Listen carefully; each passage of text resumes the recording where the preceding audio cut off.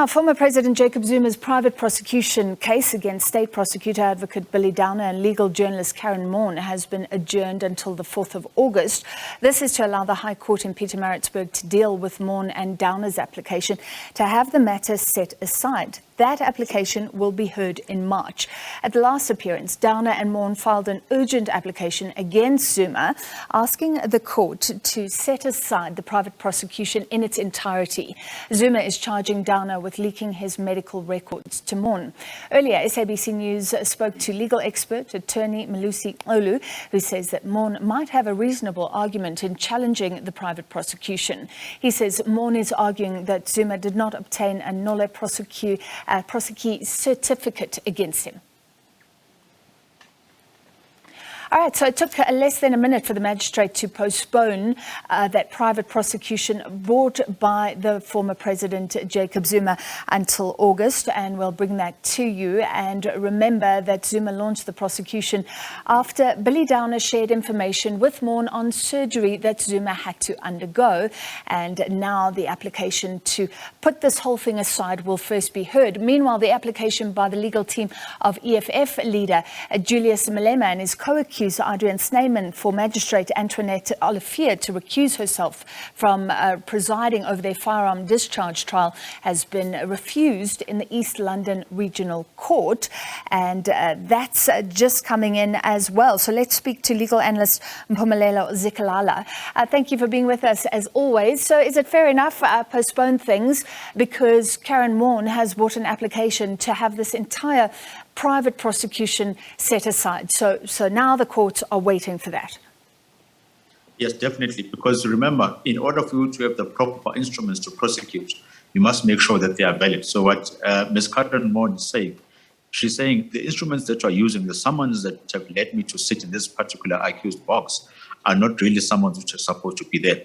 I can have a second defense at a later stage. Maybe they will start to prosecute defense as per the Criminal Procedure Act. But for now, I want to dispute the validity of the summons and the powers that would then allow the former president to call me to sit in court and be able to discuss this particular matter. Now, this is very similar to what the president is saying in his Part B application, and the manner in which it then refers to the authenticity-ness of the documents of the now prosecuted certificate that has been obtained or allegedly obtained by the president.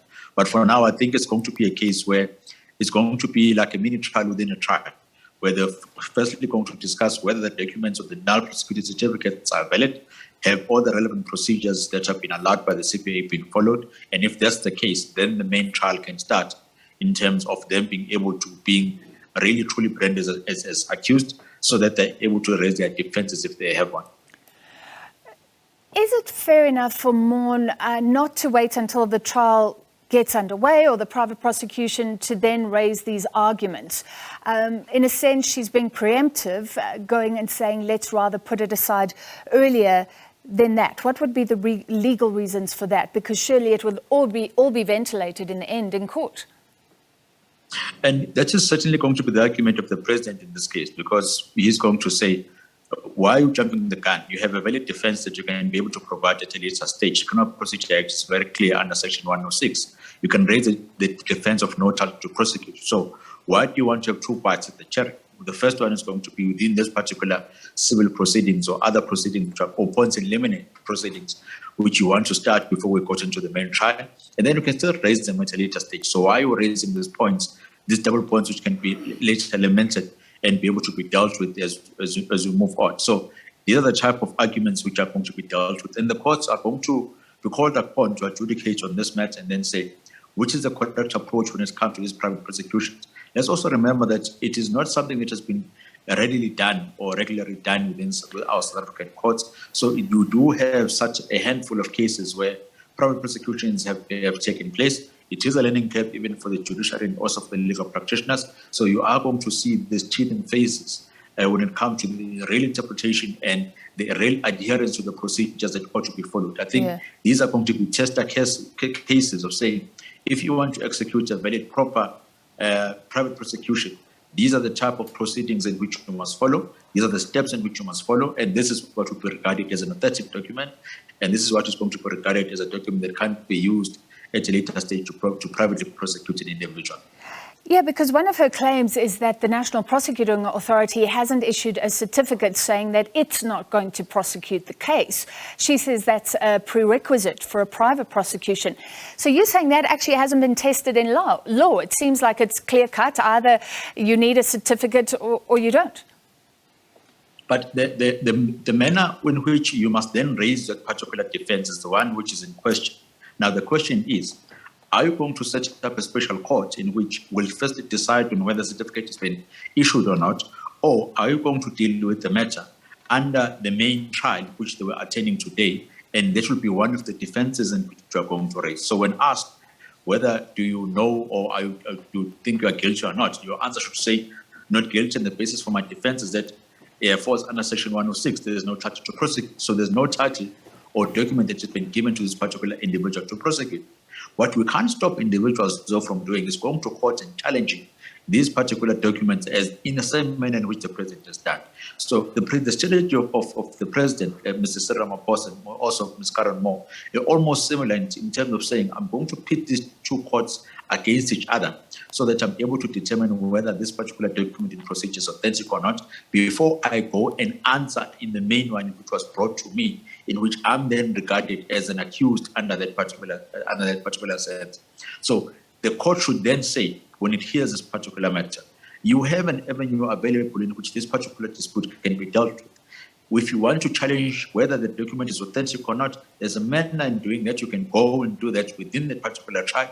You did not need to come here and raise and file a separate application, which at the end of the day could have easily been dealt with the criminal court, which was firstly dealing with your matter.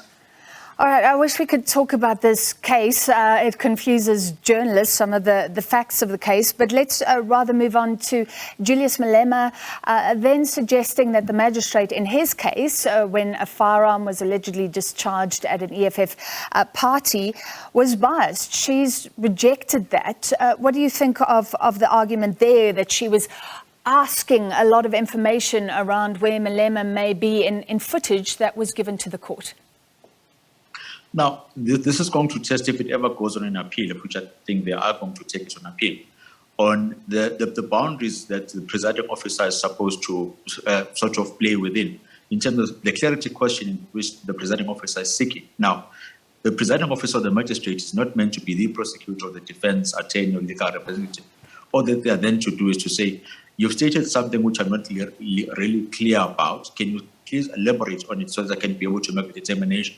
So that the magistrate is not supposed to be seen as if they are now arguing the matter in any or on behalf of any of the parties that are there. And if you can be able to raise any element of bias, let's remember the test in this case, they're saying, not in the mind of the presiding officer, but in the mind of me as a person who is the applicant, in this case, Julius Malema. Are you presenting yourself as a presiding officer or in a manner in which you ought to present yourself in? Have you taken a role in which your independence can still be trusted by me? Or have you now taken a role of being a prosecutor and asking questions which are way beyond than what you should ask? Now, you shouldn't litigate on behalf of someone as a presiding officer. All that you should do is to ask those clarity-seeking questions and be able to adjudicate the matter based on what has been submitted to you. Don't fill in the gaps. That's what they're going to try and say. And on the element of biasness, if there are any indications that the presiding officer is overstepping their mark, then I think Mr. Julius Malema was within his right and proper to then say he was through his legal rep. Can you please apply for this presiding officer to recuse themselves? Because I think they're now not presiding over this particular matter, but they're now litigating on behalf of the state. All right, thank you very much for your analysis. As always, legal analyst Mpumelelo Zikalala.